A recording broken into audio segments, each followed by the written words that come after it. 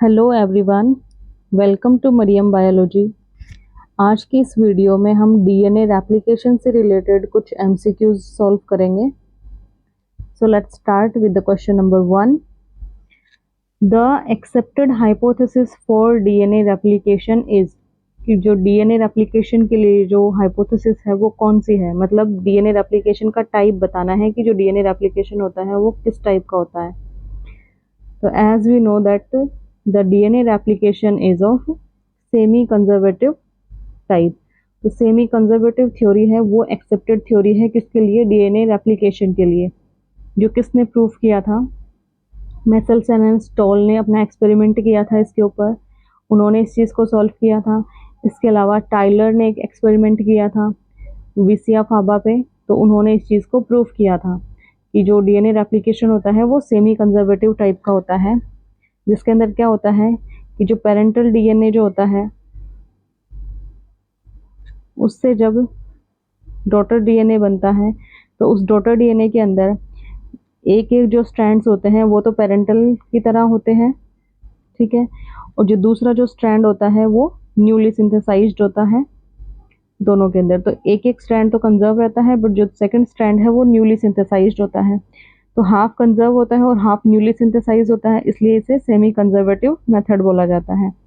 अगर बात करें कंजर्वेटिव मेथड की, तो कंजर्वेटिव मेथड अगर होता डीएनए रेप्लिकेशन का, तो यहाँ पर क्या होता कि जो भी डीएनए हमारा होता तो वो डीएनए से जब दो डॉटर डीएनए बनते हैं तो एक तो एज इट इज जैसा पेरेंटल था बिल्कुल वैसा रहना चाहिए था, और जो दूसरा डीएनए यहाँ पे होता वो क्या होता, वो प्योरली न्यू होना चाहिए था। ओके, अगर इस टाइप का रेप्लिकेशन होता तो इसे हम बोलते हैं conservative type of replication.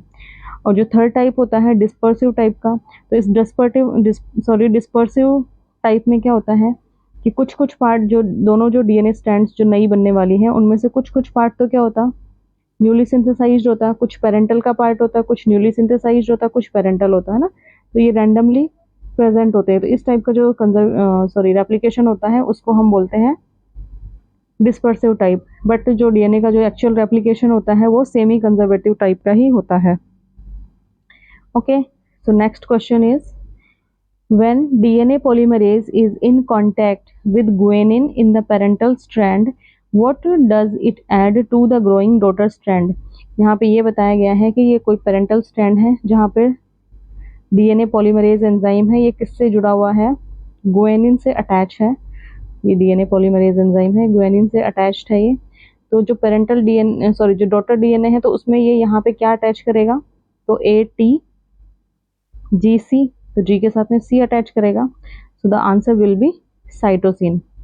Okay, next question, telomere are usually rich in which nucleotide? कि जो टीलोमियर होते हैं, टीलोमियर क्या होता है कि जो भी अगर हमारा क्रोमोसोम है या फिर हमारा लीनियर डीएनए है, तो इन क्रोमोसोम के जो एंड वाले पार्ट हैं या फिर लीनियर डीएनए का जो एंड वाला पार्ट होता है इसको हम बोलते हैं टीलोमियर, ठीक है। और ये टीलोमियर जो होते हैं ये ग्वेनिन रिच होते हैं, ठीक है। पोली जी टेल मतलब पोली जी रीजन यहाँ पे देखने को मिलते हैं, तो ग्वेनिन रिच होते हैं telomeres. Next question is, which is the largest among the following? कि इनमें से सबसे बड़ा कौन सा है? तो इनमें देखने से पता चल रहा है कि जो न्यूक्लियोटाइड है ये सबसे बड़ा होता है। न्यूक्लियोटाइड किस किस से मिलकर के बना होता है? न्यूक्लियोटाइड के अंदर pentose sugar plus phosphate group plus nitrogenous basis, ठीक है, ये तीनों मिलकर के क्या बनाते हैं? एक न्यूक्लियोटाइड बनाते हैं। और जो न्यूक्लियोसाइड होता है उसमें क्या होता है? Pentose sugar plus nitrogenous basis जो होते हैं वो क्या मिलकर के क्या बनाते हैं? न्यूक्लियोसाइड बनाते हैं। Okay, so here the answer will B A, nucleotide. Next question is, the chromosomal DNA complexes with? कि जो क्रोमोसोमल डीएनए होता है वो इनमें से किसके साथ में बाइंड होता है? तो यहाँ पे जो हिस्टोन्स होते हैं वो 5 टाइप ऑफ हिस्टोन्स प्रेजेंट होते हैं। कौन कौन से होते हैं? H1, H2A, H2B, H3 and H4। Okay, इनमें से जो H2A, H2B, H3 एंड जो H4 है ये तो क्या होते हैं, डबल यूनिट की फॉर्म में प्रेजेंट होते हैं ना, इस तरीके से इनकी दो दो यूनिट्स प्रेजेंट होती हैं, तो ये एक ऑक्टामर का फॉर्मेशन करते हैं। ओके, जिसको क्या बोला जाता है, न्यूक्लियोसोम बोलते हैं हम। फिर इसके ऊपर डीएनए रैप होता है, फिर ये जो डीएनए है, फिर यहाँ पे H1 प्रोटीन प्रेजेंट होता है, उसके चारों तरफ ये डीएनए रैप रहता है H1 प्रोटीन। देन अगेन इस टाइप का स्ट्रक्चर आएगा ऑक्टामर वाला, देन अगेन H1 वाला, ठीक है, लिंकर डीएनए यहाँ पे बाइंड होगा। तो इस टाइप की जो स्ट्रक्चर होती है इसको हम न्यूक्लियोसोम मॉडल बोलते हैं। ओके, और ये जो स्ट्रक्चर है ये कैसी दिखाई देती है, तो ये string on a Beed, string on a Beed मतलब मोतियों की एक माला की तरह दिखती है। इसको न्यूक्लियोसोम मॉडल बोला जाता है, जिसके अंदर 5 टाइप के हिस्टोन्स प्रेजेंट होते हैं, H1, H2A, H2B, H3 and H4। H1 की सिंगल कॉपी होती है और बाकी ये जो है 4 इनकी क्या होती है, डबल कॉपी प्रेजेंट होती है। Next question is Tyler, Woods and Hughes labeled VCR DNA by allowing new DNA synthesis in the presence of radioactive thymine. After DNA replication, S phase of the cell cycle, it was observed that, तो यहाँ पे एक actually एक experiment के बारे में बताया गया है जो टाइलर, वुड्स और ह्यूगेस ने किया था। तो इन्होंने क्या किया था, एक प्लांट था विसिया फाबा, तो इस प्लांट की जो रूट टिप्स थी उनको इन्होंने क्या किया कि पहले रेडियो एक्टिव थाइमिन के साथ इसको ट्रीट किया। ट्रीट करने से क्या हुआ कि जो भी जो क्रोमोसोम्स थे वो सभी क्या हो गए, जो क्रोमोसोम्स थे वो क्या हो गए, रेडियो लेबल्ड हो गए। ओके, रेडियो एक्टिव हो गए वो क्रोमोसोम्स। तो इसको हम रेड कलर से शो करेंगे, ये रेडियो एक्टिव क्रोमोसोम है। ठीक है, दोनों क्रोमेटिड क्या हो जाएंगे, इसके रेडियो एक्टिव हो जाएंगे, क्योंकि थाइमिन, हमने रेडियो एक्टिव थाइमिन से इसको ट्रीट किया है। ठीक है, अब नेक्स्ट, तो this is the first generation, इसको हम फर्स्ट जनरेशन कंसिडर कर रहे हैं। ओके, फर्स्ट जनरेशन डीएनए है ये। नेक्स्ट जनरेशन में उन्होंने क्या देखा कि जब इनको जब नॉर्मल मीडियम में जब ग्रो करवाया गया तो यहाँ पे क्या देखा गया कि जो एक जो डीएनए स्ट्रैंड था वो तो कैसा था, रेडियो एक्टिव था, लेकिन जो दूसरा जो स्ट्रैंड बना वो क्या था, वो नॉर्मल था। तो नॉर्मल वाले को मैं ग्रीन से शो करती हूँ, जो दूसरा जो स्ट्रैंड बना वो क्या था, यहाँ पे नॉर्मल था। ओके, तो एक रेडियो एक्टिव, तो जबकि हमने जो पेरेंटल जो डीएनए लिया था वो पूरा रेडियो एक्टिव था, बट जो डॉटर डीएनए जो बने उनमें से एक स्ट्रैंड क्या था, रेडियो एक्टिव था और दूसरा नॉर्मल था। तो इससे उन्होंने क्या कंक्लूजन निकाला कि जो डीएनए रेप्लिकेशन जो होता है वो कैसा होता है, सेमी कंजर्वेटिव टाइप का होता है। तो इनका भी एक्सपेरिमेंट जो मेसेल्सन स्टोल वाला एक्सपेरिमेंट है उसी से मिलता जुलता है। तो इन्होंने भी उसी चीज को प्रूव किया कि DNA replication is a semi conservative type. Okay, तो अब यहाँ पे क्वेश्चन में हमसे क्या पूछा गया है कि after DNA replication, first stage का पूछ रहा है कि वहां पे क्या देखा गया। तो both chromatids of A chromosome were labelled, कि दोनों जो क्रोमेटिड थे एक क्रोमोसोम के वो लेबल्ड थे, है ना, क्योंकि फर्स्ट जनरेशन में क्या किया था, नॉर्मल एक डीएनए उठाया और उसको उन्होंने क्या किया, पहले रेडियो लेबल्ड किया पूरे को, इसको उन्होंने फर्स्ट जनरेशन बोला। सो ये दोनों क्रोमेटिड ही लेबल्ड होंगे ना, एक अकेला तो होगा नहीं, पूरा क्रोमोसोम ही लेबल्ड होगा, तो दोनों क्रोमेटिड लेबल्ड होंगे। So here the answer will be B. Next question is in DNA double helix the 2 DNA chains are held together, DNA की जो दोनों चेन्स होती हैं ये किससे जुड़ी हुई होती हैं, इस तरीके से। तो इनके बीच में क्या होते हैं, हाइड्रोजन बॉन्ड प्रेजेंट होते हैं, ए और टी के बीच में डबल बॉन्ड होता है, जी और सी के बीच में ट्रिपल बॉन्ड होते हैं। So hydrogen bonds between the pair of bases, so option B will be correct here. Next question is the 5 end 3 end numbers are related to, यहाँ पे जो 5 डैश और जो 3 डैश है ये किसको शो करता है, तो ये जो पेंटोज शुगर होती है हमारी, उस पेंटोज शुगर के अंदर कार्बन नंबर को शो करता है ना। इस तरीके से हम पेंटोज शुगर ड्रॉ करते हैं, तो first 1 carbon, second carbon, third carbon, fourth carbon और यहाँ पे 5th कार्बन। थर्ड कार्बन पे हाइड्रोक्सिल ग्रुप होता है और 5th कार्बन पे फॉस्फेट ग्रुप प्रेजेंट होता है। तो यहाँ पे जो 3 डैश और जो 5 डैश है वो कार्बन नंबर को शो करते हैं पेंटोज शुगर के। So the answer will be B. Next question is Meselson and Stahl model of replication was called, कि मेसेल्सन एंड स्टॉल का जो एक्सपेरिमेंट था रेप्लिकेशन पे तो उसको क्या बोला गया था, semi conservative replication. Next question, the most common liquid volumes in molecular biology are measured in, कि जो जितने भी जो लिक्विड मॉलिक्यूल्स होते हैं उनको हम किस में मेजर करते हैं, तो उसको हम माइक्रोलीटर में मेजर करते हैं। Option B will be correct here. Next question, DNA replication takes place in which direction, तो जो डीएनए रेप्लिकेशन होता है वो हमेशा 5 प्राइम टू 3 प्राइम डायरेक्शन में होता है। Okay, so option B will be correct. Next question is DNA gyrase in इकोलाई, कि जो डीएनए गायरेज होता है ये क्या करता है,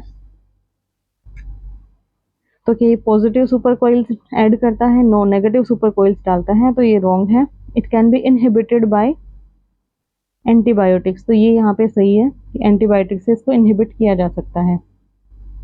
next question is in DNA there are, तो यहाँ पे बेसिस के बारे में पूछा गया है, तो 4 bases known as adenine, guanine, thymine and cytosine होते हैं।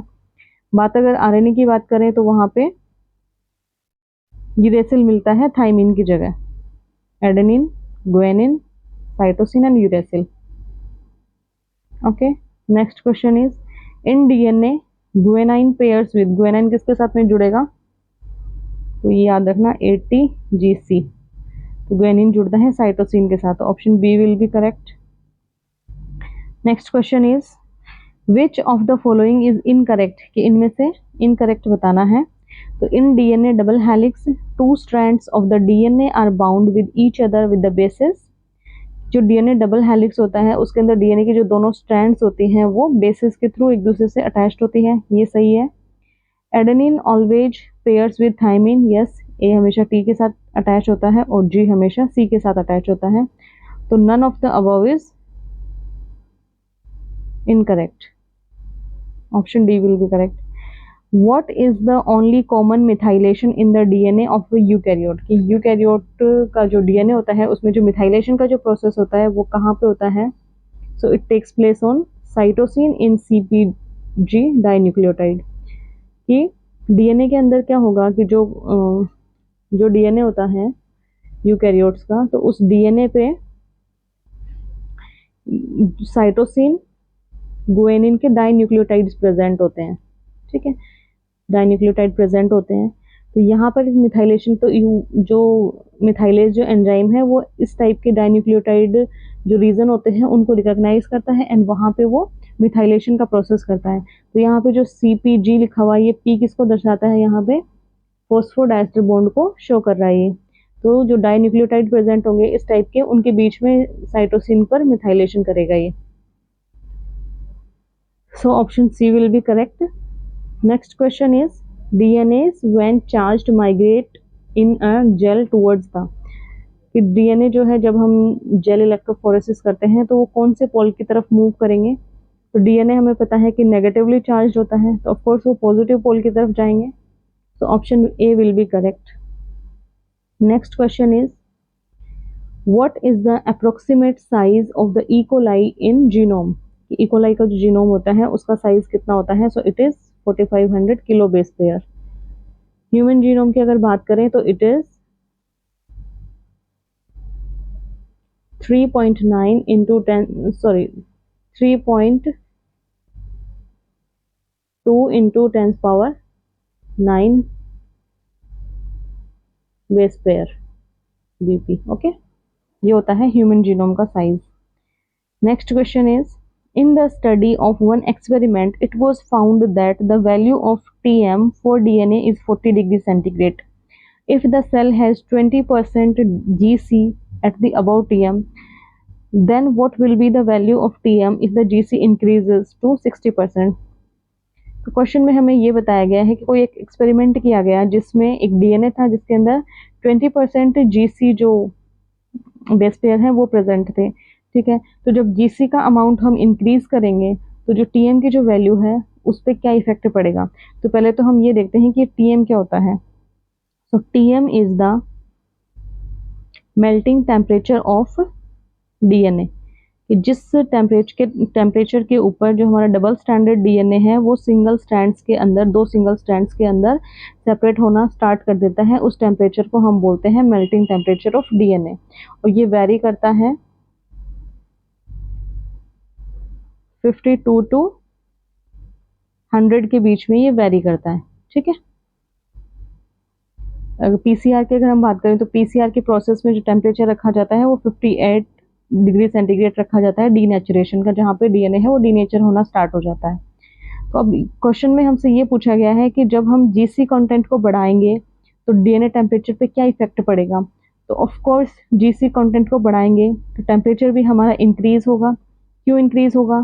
क्योंकि जीसी के बीच में ट्रिपल बॉन्ड प्रेजेंट होता है, तो ये 80 के कंपैरिजन में क्या होता है, मोर स्टेबल होता है। मोर स्टेबल है तो इसको हमें ब्रेक करने के लिए ज़्यादा एनर्जी देनी पड़ेगी, तो ज़्यादा टेम्परेचर देना पड़ेगा, तो ऑफ कोर्स टेम्परेचर है वो क्या होगा, इंक्रीज होगा। अब ये जो टीएम की जो वैल्यू है ये 3 चीज़ों पे डिपेंड करती है। फर्स्ट तो जीसी कंटेंट अगर बढ़ेगा तो टेम्परेचर भी क्या होगा, बढ़ेगा, टीएम भी। सेकंड आता है डीएनए की जो लेंथ होती है, तो लेंथ अगर इंक्रीज होगी तो ऑफ कोर्स टीएम भी इंक्रीज होगा। थर्ड आता है आयोनिक स्ट्रेंथ। आयोनिक स्ट्रेंथ जितना ज़्यादा होगा टेम्परेचर भी उतना ही ज़्यादा होगा, क्योंकि आयोनिक स्ट्रेंथ ज़्यादा होगा तो हमें बोन्स को ब्रेक करने के लिए एनर्जी भी ज़्यादा देनी पड़ेगी, तो टेम्परेचर इंक्रीज होगा। तो इन 3 फैक्टर पे टीएम जो मेल्टिंग टेम्परेचर होता है वो डिपेंड करता है। So here the answer will be B, temperature increase होगा।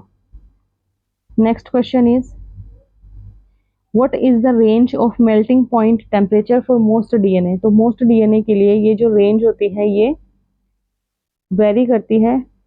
वैसे तो 60 to 100 के बीच में वेरी करती है, बट यहाँ पे ऑप्शन में हमें 80 to 100 दे रखा है, तो it will be the answer 100 तक वेरी करती है, 58 से 100 तक वेरी कर सकती है। Next question is the overall conclusion of the Hershey chess experiment was that. कि हर्से और चेस ने जो एक्सपेरिमेंट किया था तो उसका रिजल्ट क्या था, मतलब क्या उन्होंने कंक्लूजन निकाला। तो इससे पहले हम ये देखते हैं कि हर्से चेस का एक्सपेरिमेंट एक्चुअली था क्या। तो हर्से और चेस ने जो एक्सपेरिमेंट किया तो उसके अंदर उन्होंने बैक्टीरियोफेज लिया। बैक्टीरियोफेज क्या होता है? बैक्टीरियोफेज वो वायरस होते हैं जो बैक्टीरिया को इन्फेक्ट करते हैं। ओके, तो एक वायरस तो उन्होंने ऐसा लिया जिसके अंदर एक बैक्टीरियोफेज तो ऐसा लिया उन्होंने कि उस बैक्टीरियोफेज के अंदर उन्होंने क्या किया कि उसका जो प्रोटीन कोड था उसको उन्होंने रेडियो लेबल्ड किया। ओके, और सेकंड जो उन्होंने लिया तो ये इसका रेडियो लेबल्ड वाला पार्ट हो गया, प्रोटीन कोड है ग्रीन कलर का और ब्लैक कलर का, ये डीएनए इसमें शो कर देते हैं हम। ओके, सेकंड जो उन्होंने लिया उसके अंदर उन्होंने क्या किया, सेकंड बैक्टीरियोफेज एक ऐसा लिया तो उसके अंदर प्रोटीन कोड तो उसका क्या था, नॉर्मल था, तो ग्रीन कलर से शो कर रहे हैं, बट उसका जो डीएनए था वो उन्होंने लेबल्ड किया डीएनए को, तो लेबल्ड डीएनए को हम पर्पल से शो कर देते हैं यहाँ पे। तो this is the labelled DNA, okay, purple से। तो यहाँ पर इस फर्स्ट वाले में क्या है,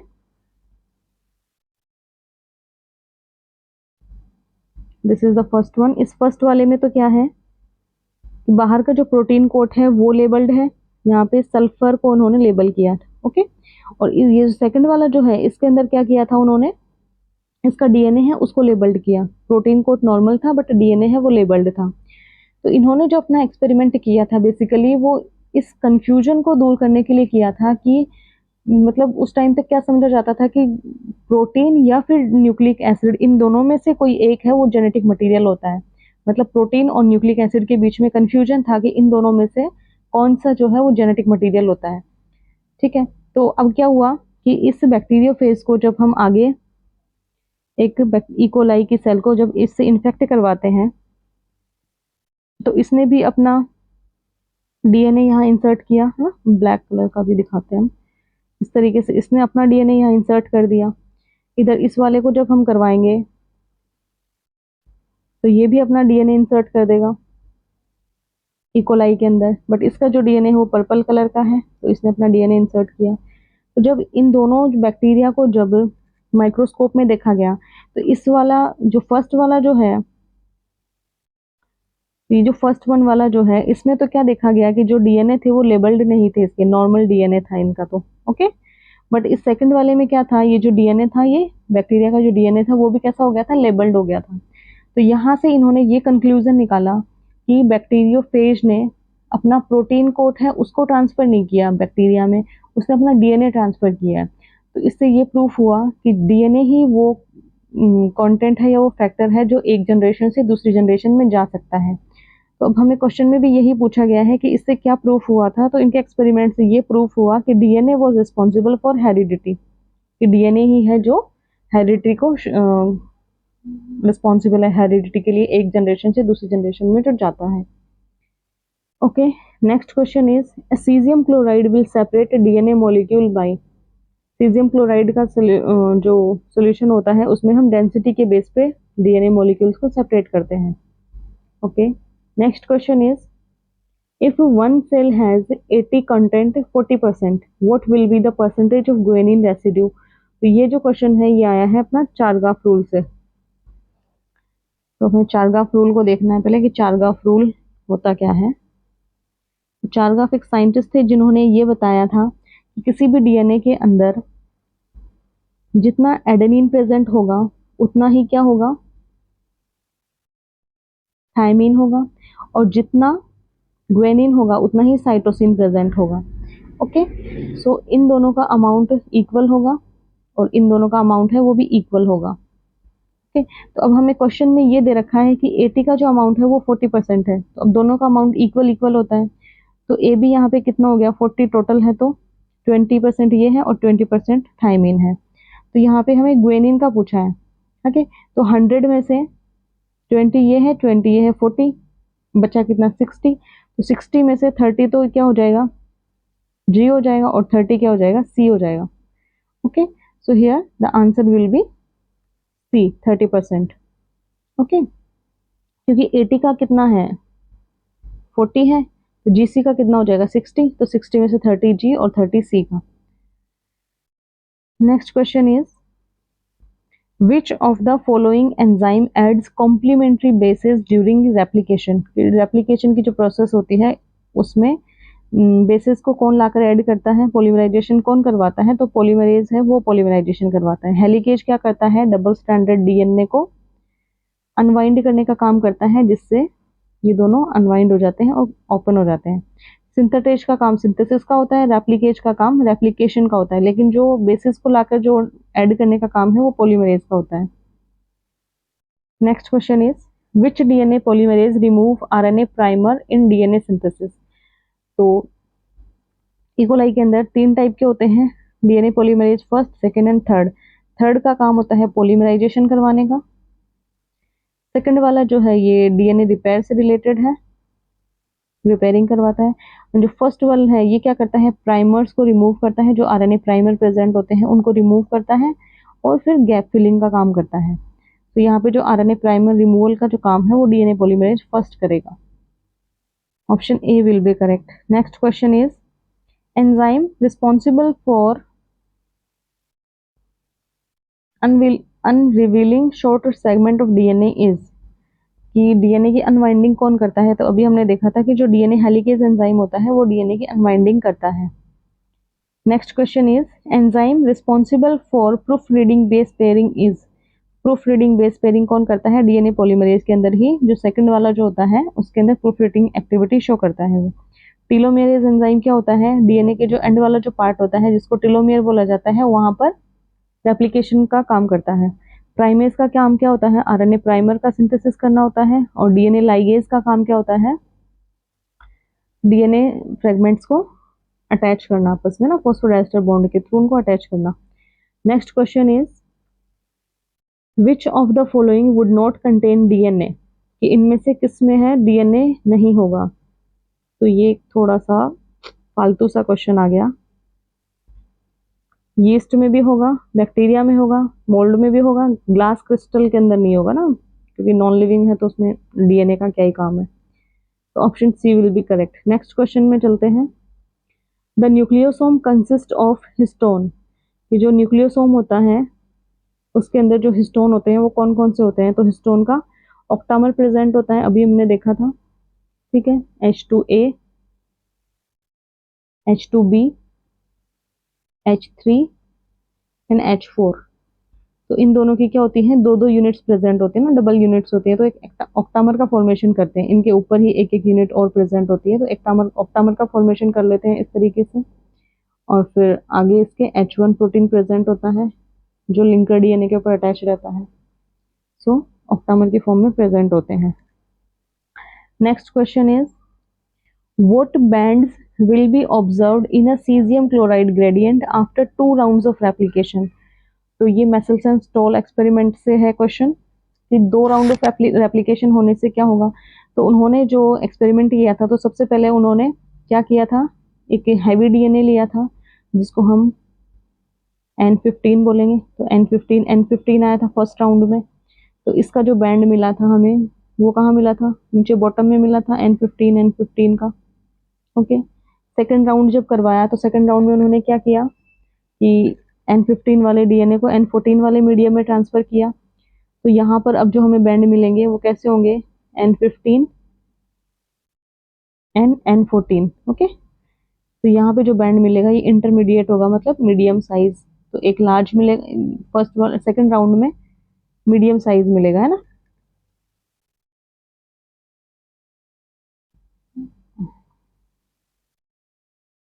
the answer will B 1 medium band, क्योंकि हाइब्रिड डीएनए बनेगा ना सेकेंड राउंड के बाद में, तो उसका एक ही बैंड आएगा, medium band. Next question is proteins involved in opening and replication bubble are. Replication bubble को कौन ओपन करता है, तो जो डीएनए हेलिकेज एंजाइम है वो रेप्लिकेशन बबल को ओपन करते हैं। रेप्लिकेशन बबल क्या होता है कि इस तरीके से हमारा ये डबल स्टैंडर्ड डीएनए है। ओके, यहाँ पे ओरिजिन ऑफ रेप्लिकेशन प्रेजेंट है, तो ये हेलिकेज एंजाइम क्या करेगा, यहाँ पे कट लगाएगा। कट लगाने से बीच वाला जो पोर्शन है डीएनए का वो इस तरीके से हो जाएगा, तो एक बबल का फॉर्मेशन हो जाएगा जिसको रेप्लिकेशन बबल बोला जाता है, जिसके अंदर 2 रेप्लिकेशन फोक बन जाती हैं। एक वाई शेप जो रीजन है इसको हम रेप्लिकेशन फोक बोलते हैं। तो 2 रेप्लिकेशन फोक होती हैं, तो एक रेप्लिकेशन बबल के अंदर 2 रेप्लिकेशन फोक होती हैं। बनाता कौन है, DNA helicase enzyme. What is the man damaging effect of UV radiation on DNA. कि जो यूवी रेडिएशन होती है उनका डीएनए पे क्या इफेक्ट होता है, तो ये डीएनए डैमेज का क्वेश्चन है। तो यहाँ पे ये क्या करते हैं, थायमिन डाइमर का फॉर्मेशन कर देते हैं। उसके बाद फॉस्फेटेज एंजाइम की हेल्प से क्या किया जाता है, इन थायमिन डाइमर को अगेन थायमिन मोनोमर में कन्वर्ट किया जाता है। ओके, तो डीएनए डैमेज एंड रिपेयर वाला प्रोसेस है ये। Next question is DNA helicase is used to.